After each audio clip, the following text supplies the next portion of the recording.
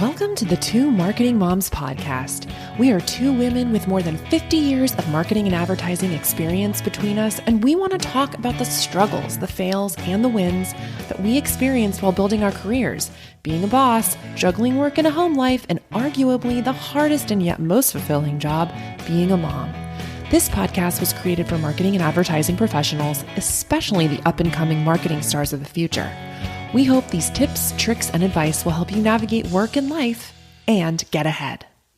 In this episode, we talk about why you should and how you can develop your own personal brand.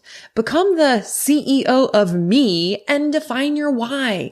Choose your platforms and start sharing your expertise alongside demonstrating your personality. Join us for a lively discussion on personal branding and the value it will bring to your career. We also pull out a long list of our favorite marketing professionals, including well-known and growing personal brands.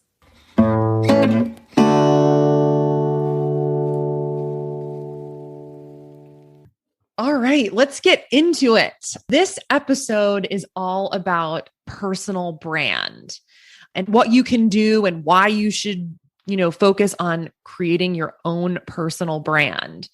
So why are we talking about personal branding today? Well, I feel like in our industry, especially as a marketer, you have to treat yourself as a brand, as your own client, like when you're thinking about your professional life, right? Or as I read this recently in a Fast Company article, you have to be the CEO of me.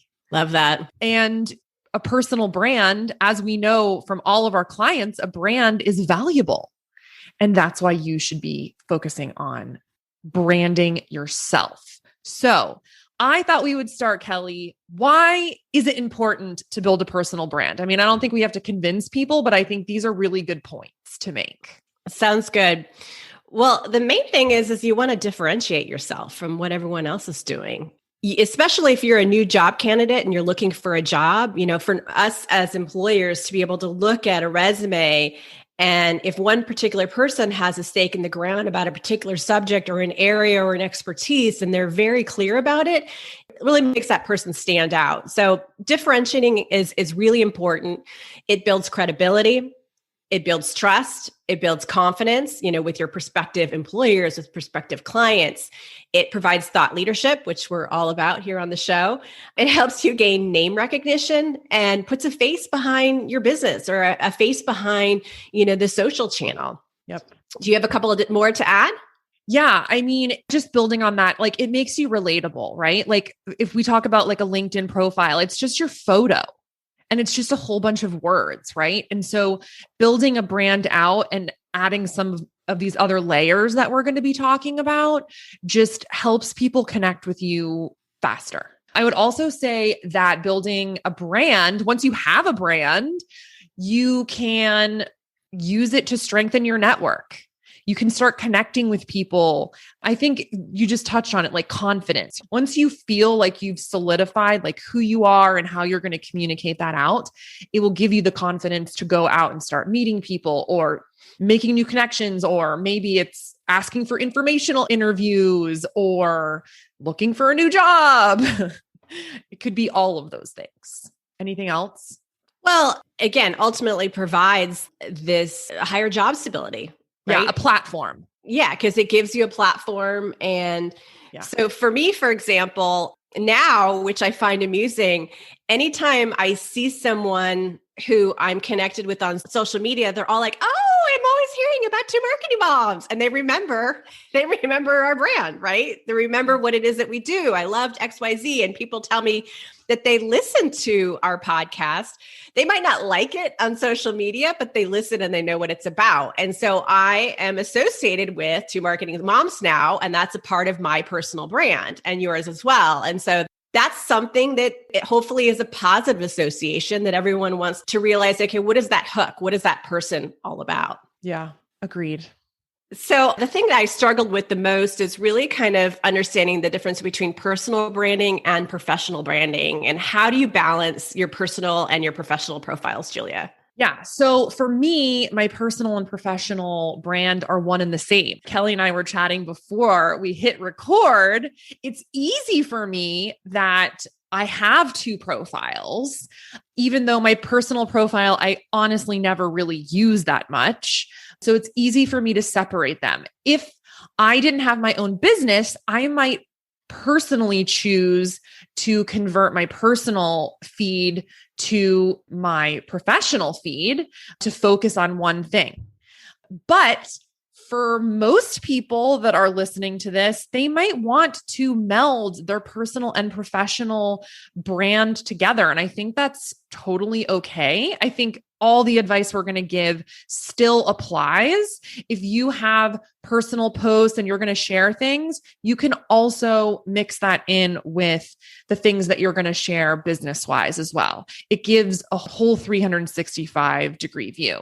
With that said, I do think from a professional branding point of view, places like Twitter and LinkedIn, it's a little bit easier to be less personal. And you do have to, if you are going the professional route, you do need to be careful. You don't want to be like F-bombing on a Saturday and then, putting on the suit and tie on Monday kind of thing. Agreed. So you have to be careful for that balance. But I really think the most important thing, so just building out, your brand, forget your personal stuff, right? Because I think once you figure out your personal brand, you can then bring that back into it and find a place for it to fit. And I know you're going to talk about this too, Kelly. I call it the solid and singular brand idea, but you also call it like your why. Who are you? For me, I am 5'1". 5'1" is Julia. And so the words that I settled on is that we're a creative collaborative that drives momentum, marketing momentum. And so most of the words that I use in my brand are centered off the word momentum. I have a newsletter called Marketing Motivation. I talk about being a catalyst. I talk about kinetic energy. It's like kind of my way of talking about how I help my clients. And if you know me, that brand really fits. And so it feels very natural. So that's like the first thing that I think anyone would need to really think about when creating their personal brand.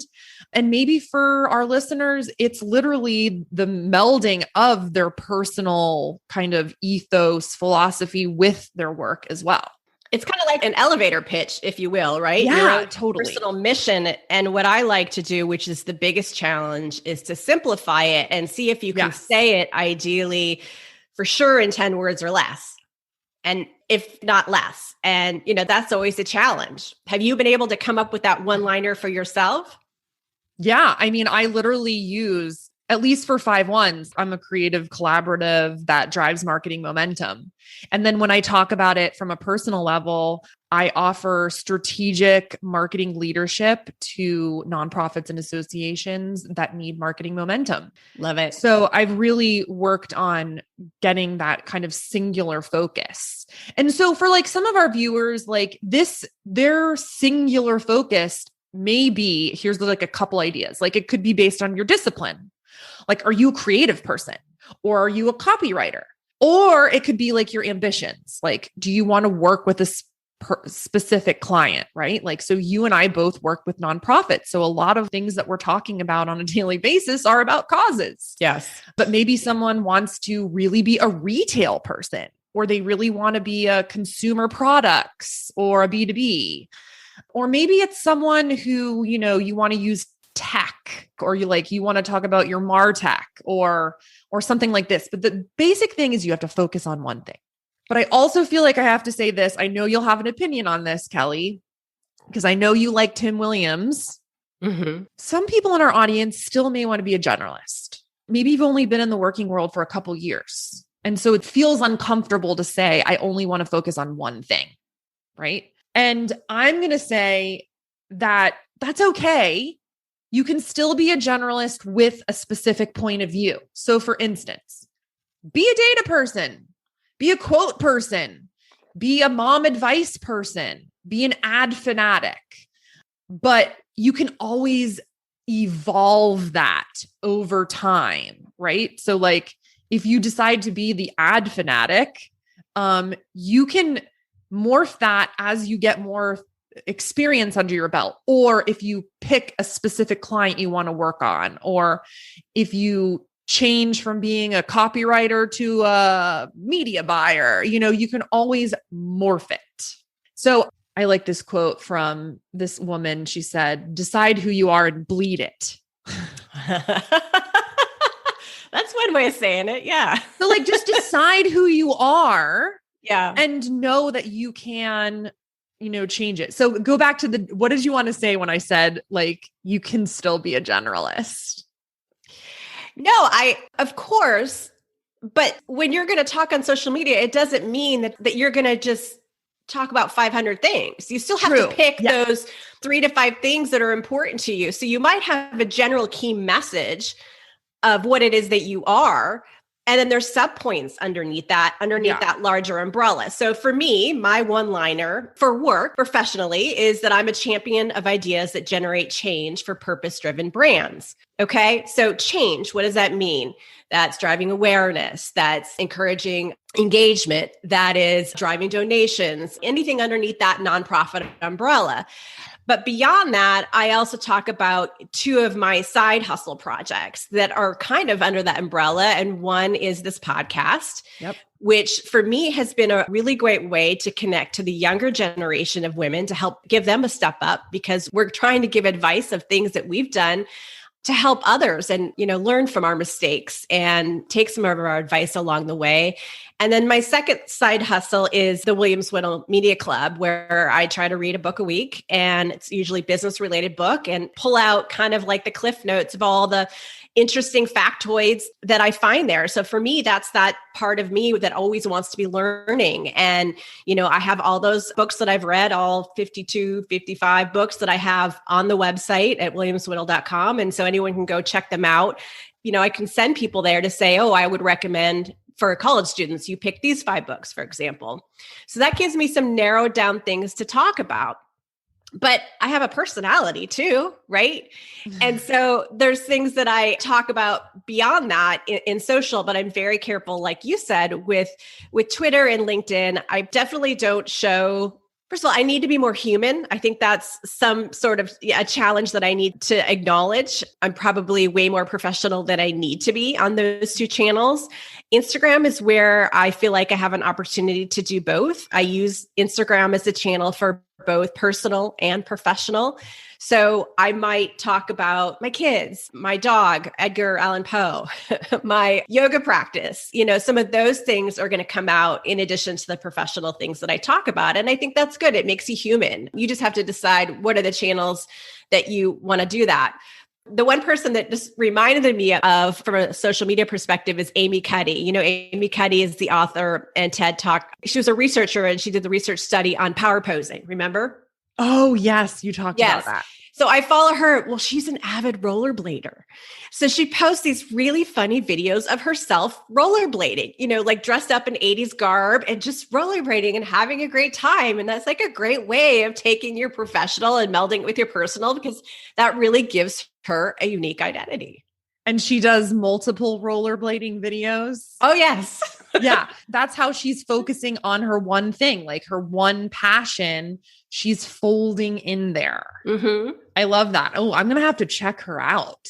Yeah, she's fun. So I want to learn a little bit more, Julia, about you and your journey. And, what are the steps that someone can take to build a personal brand? Yeah. So I think, and we just talked about it, like getting that one sentence, who you are, and really crafting that. It has to be like the best thing you've ever written, right? So that could be like, you can call that your bio. That could be your LinkedIn about section, right? Like that's the first thing, right? And then I think you need to start building out what I call like your profile. It could be a resume. It could be a website. It could be your LinkedIn profile. It could be your Twitter feed. I'm going to go ahead and say, like, I never thought I would say this, but LinkedIn is a great place to start. Yeah. I think LinkedIn matters professionally.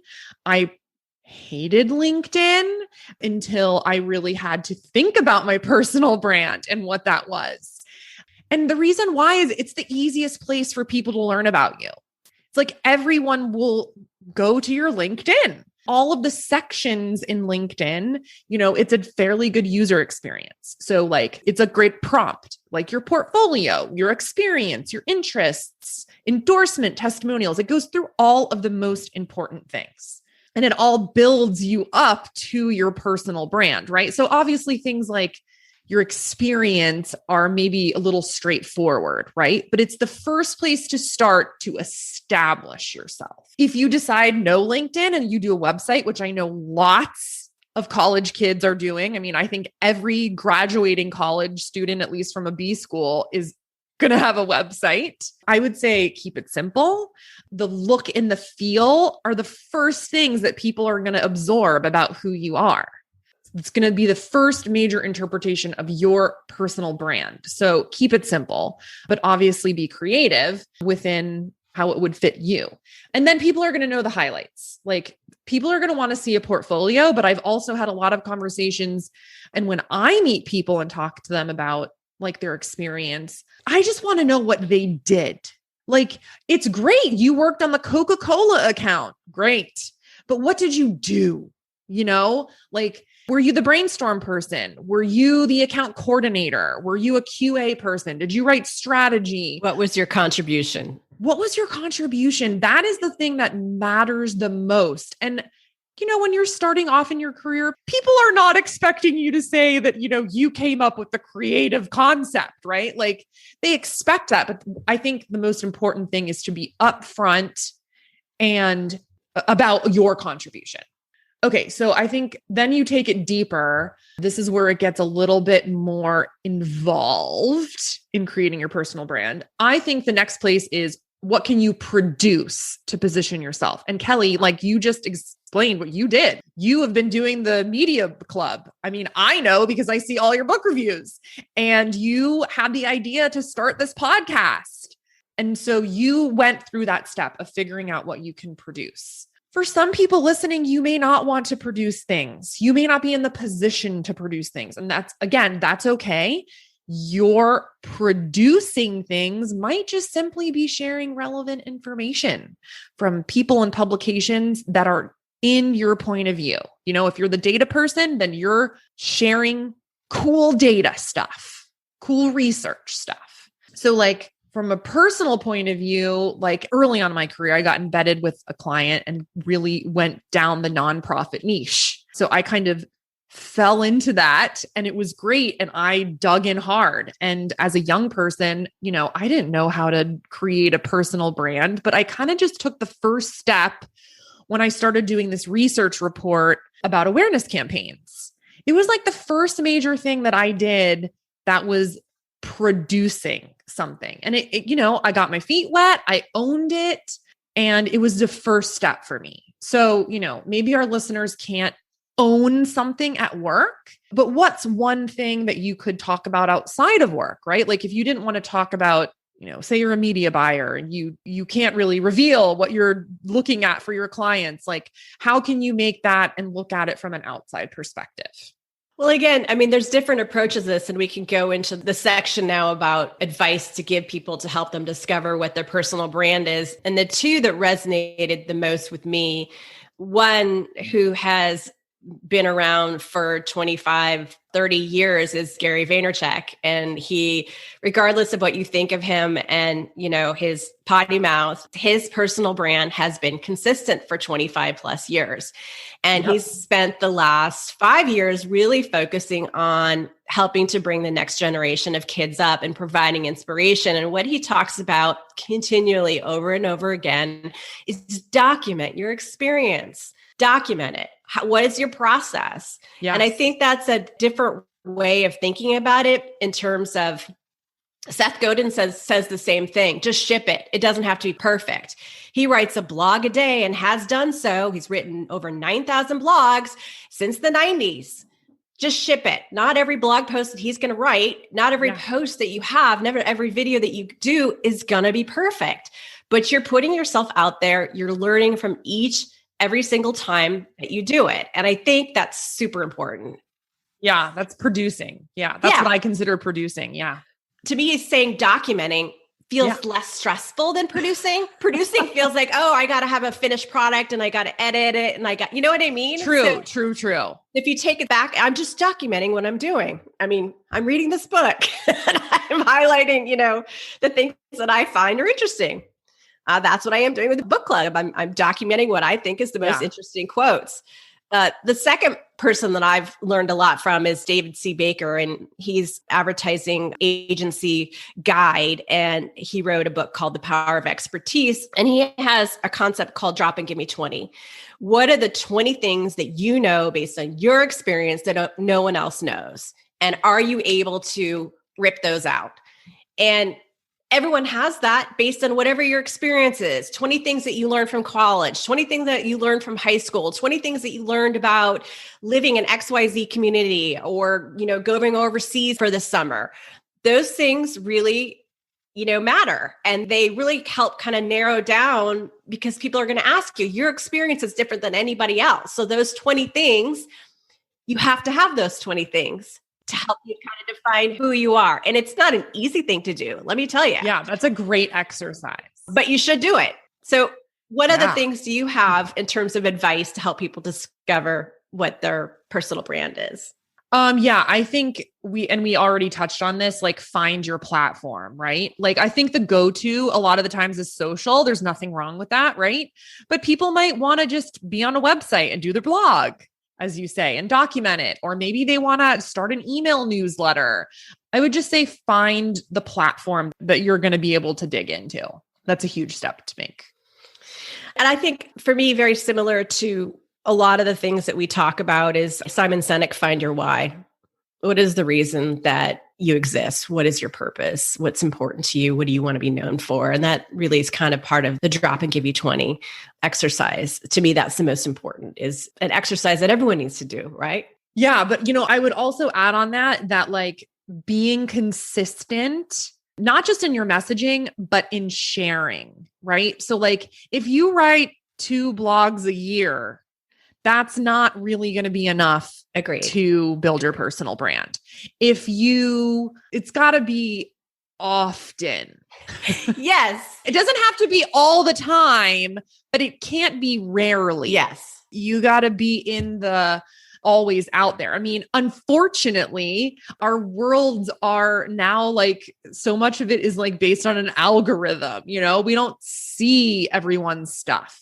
Or on the flip side, we're inundated with stuff. So we may ignore some stuff. So like frequency, a typical advertising word, is important when building your personal brand. I mean, honestly, everything we're talking about that we would recommend to a client, we should be telling us, the CEO of me. Yes. Love that. When we're creating our brand. Yeah. And then also something that you mentioned earlier was, be human and tell real stories. I mean, there are some brands that don't get real personal that I love, but most of them are where it's a person. Well, I feel connected.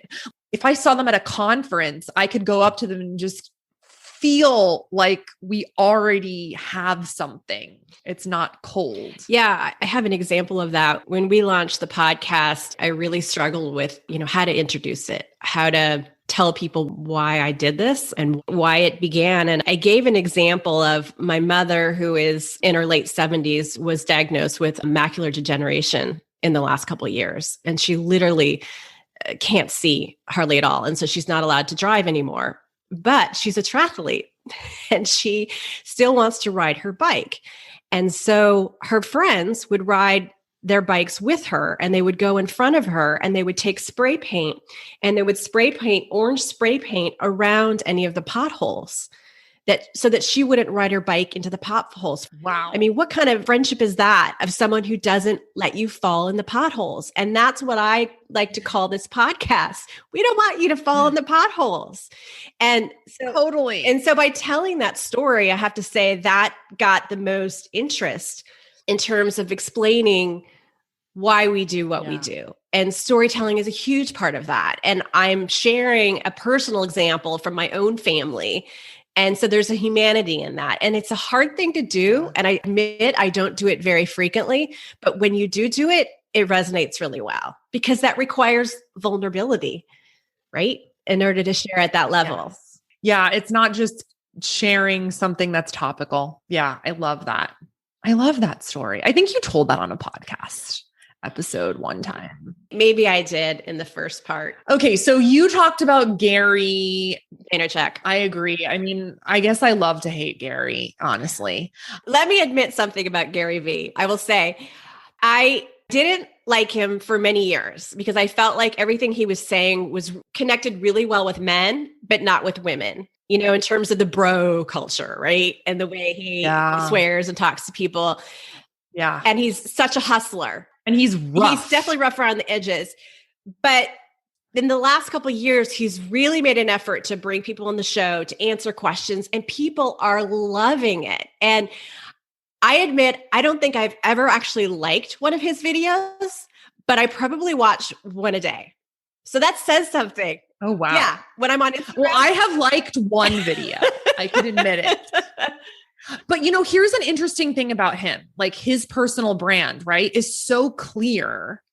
And then when I got this email that like he was doing this like wine business, I felt like, how is this your personal brand? Like I just was. That's how he started. He started in wine? Yes. His parents, you need to know his backstory. His parents owned a wine company. And so he started the Wine Library video series where he just talked about wine. And that's how he kind of built himself up to be who he is. And so that's his backstory. And it's fascinating to me. Interesting. Anyway, I have a different opinion about him now than I did. He's not for everybody, but you know, I think there needs to be a female version of that, but not as rough around the edges. And maybe we can be that. Well, it also brings up a good point because I personally thought the wine thing was such a left-hand turn. No. Yeah, but I think he got so far away from it that when he started going back to it, I was just like, what is this? If you hadn't been following him since the 90s, then you wouldn't know. Word to the wise. You can morph, as I said, but like it's got to be intentional and you've got to string everything together. Otherwise, it does come across disjointed. But yeah, I mean, shout out to Gary. Some of his stuff. Recently, I reposted something because I was like, oh, thank you for saying that. Okay, who else, Kelly? The ones that I love are, well, in the marketing realm, Seth Godin, because of the fact he's written a blog every single day of his life. And he's written 21 books, I believe. My favorite is Linchpin. And he practices what he preaches every single day. So he is someone that I really look to in terms of his profile. And he always has a video with the background of all his books is there. And the second one that's under that same umbrella is Simon Sinek, who wrote the book Start With Why and had the TED Talk that's gone so popular. And he's really all about inspiration and making people focus on why they do what they do and building leaders. A couple other people that I adore are Marie Kondo. Oh, I know you love her. I mean, I'm all about cleanliness and getting rid of things and only keeping things that I have joys. If you look around my house, everything that's in there is there for a purpose and a reason. And if it's not utilitarian, then I love it. And you may question some of those things. But it's same thing with my wardrobe. So I love her philosophy and I live her philosophy. And, I want to live a life that sparks joy. And similar to her, there is Clea and Joanna from The Home Edit. So they've kind of modernized the same concept, but they're all about rainbows and fun and, coordinating things by color. Joanna Gaines from Magnolia, has her own farmhouse look and a very particular way of things. So those are the three that on the home design part of things that I really love because I'm a big home design fanatic. And the last one that I would mention is Brene Brown. Brene Brown, I've read all her books. I've seen her TED Talks. I love her ideology. She's a researcher. She's a storyteller. She studies vulnerability. She studies shame and she studies empathy. And her main concept is that you have to walk through vulnerability to get to courage. You need to choose courage over comfort. And you'll have to, she calls it embrace the suck. And I love her ideas. I love her concepts. And she lives all of those in, the podcasts that she puts out and the posts that she puts out. She had a lot of really great stuff over the past year about, confronting white fragility and things like that. And she said it and it had to be said. And I appreciated it. What about you? Okay, so I have 5 that probably not anyone knows, but they are all women and they're all in the advertising marketing world. The first one is Jessica Zweig. She is the owner of the Simply Be agency. It's all about personal branding. I love her style. Like if you go to her Instagram, she is so consistent in her messaging, her look and style. She uses bright colors. She's very focused on energy. She has a crystal room in her agency. She always has yellow. She always has bright. She always has pineapples. So everything is very consistent and she's always offering good stuff. And so she took her brand from literally nothing. And now she has I think her book is in the top 5 for Amazon business books right now. You should add that to your list, Kelly. I will, yes. Another one that I'm a super fangirl of is Alex Catoni of the Copy Posse. And she has, like my brand, her personal and professional brand are the same. So everything is about the Copy Posse. And she's so consistent again in her messaging, but she also infuses such cool stuff in it. And most of the time, she's talking about copy and how you can be a better copywriter. She's always giving those types of advice. And then last week, she emailed out about the top 10 business books that you might not know about. Just send me the list. Yeah, it was so good. It was so good. And so, of course, I listened to her. I mean, obviously books are copy, but she's able to throw out things that are still consistent with her brand. Next is a girl that's named Julia. So of course I love her. Her name is Julia Rock and she's a badass career coach and she's always giving great advice. She has these little things in the morning, you need to hear this today. She helps you start off your day with something positive. And she also infuses it with so much personality. She had a post where she was getting dressed for work, in a suit. And I just really enjoy following her. 2 others, just really quick, are someone I recently met. She doesn't have much of a following, but she's a mom who had decided to go out and start working for herself because she wanted to be able to have a better work-life balance. And so she's out there looking for work and in the marketing world. And her name is Caitlin Bond, and her posts are all about work-life balance. That's where she decided to lean into. So she is consistent in her messaging, and she also has great frequency of her posts. So I, along with other people who follow her, are always seeing them. So that's another great example of someone who has found their voice. And then the last one is the copywriting mom. Yeah. She's a woman in India that I follow, and just all of her posts are genius. On Instagram, I'm I walk away every single time with something that I can really chew on and apply to my work. So I hope all of you, maybe we'll include those in the show notes or something, all the people that we mentioned, because they're all really great examples of helping you to figure out where your personal brand. I love that you included some that are unknown so that we can check them out to see how other people kind of evolve versus the bigger celebrity versions of them. I like it all. I always am rooting for the small ones, the up and comers. Love it. This week I attended the Ad World online conference. And there was a woman named Goldie Chan, and she did a presentation on personal branding for introverts. And you and I are introverts, which may be surprising to people. INTJs, yes. Right? But we skate the line between introvert and extrovert. Professionally, we force ourselves to be extroverts, but personally, we may be standing in the corner at a party. Totally. So feel free to engage us. We might have something to say, but we're all tapped out for the day. Who knows? Anyway, so she said that a personal brand must show the 5 C's. And the 5 C's are: number 1, confidence. Confidence inspires trust. Curiosity, listen and learn more. Ask questions. Credibility. which is being trusted and being believed in.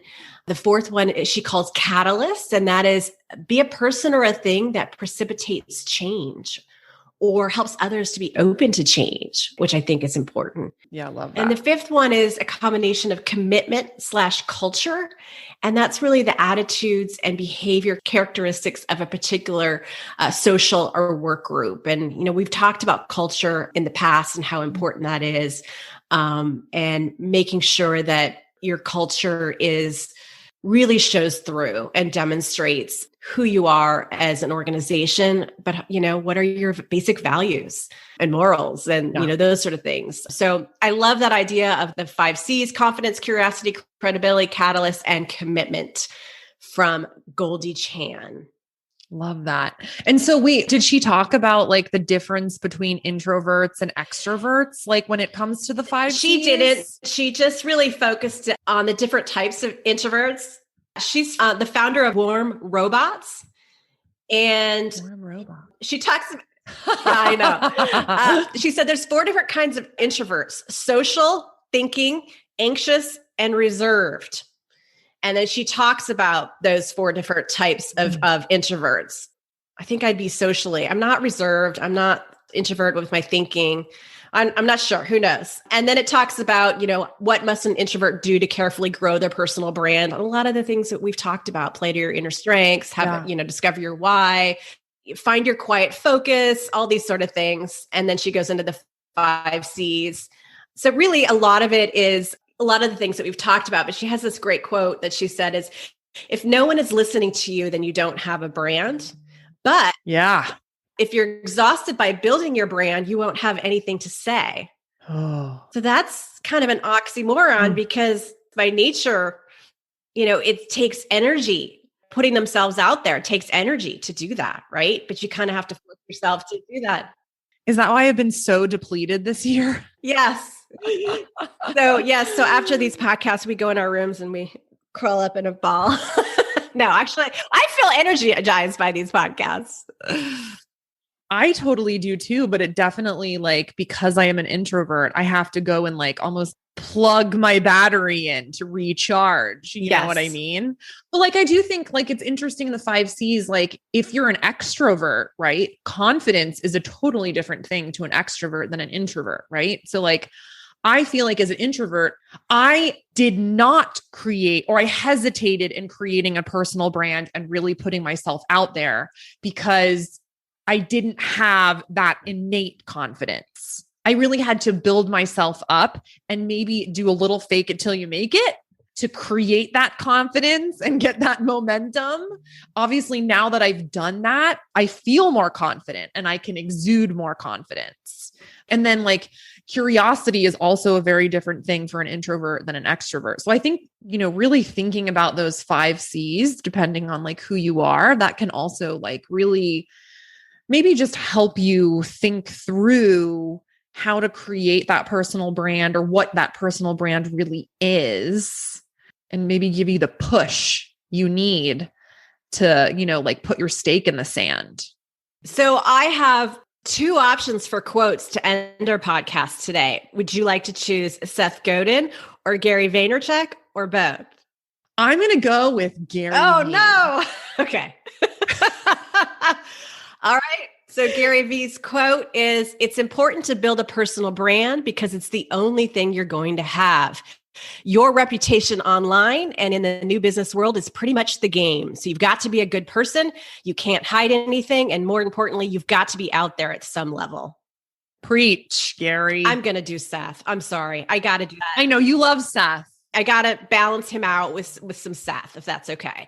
So the last quote is, "There are more disconnected people than ever, yet we're all looking to be seen. Be a person who creates meaning. Do work that matters for people who care." Thank you, Seth. All right. Well, we'll end there. And we hope we gave you some ideas to get going and find that 10 words or less idea of what it is that you represent and what your why is and what it means. Thanks, everyone. Take care.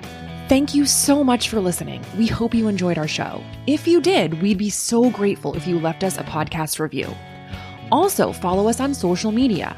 Twitter, LinkedIn, Instagram, Facebook. We're at 2 Marketing Moms or 2 Marketing MKTG Moms for highlights, quotes, and takeaways from each episode.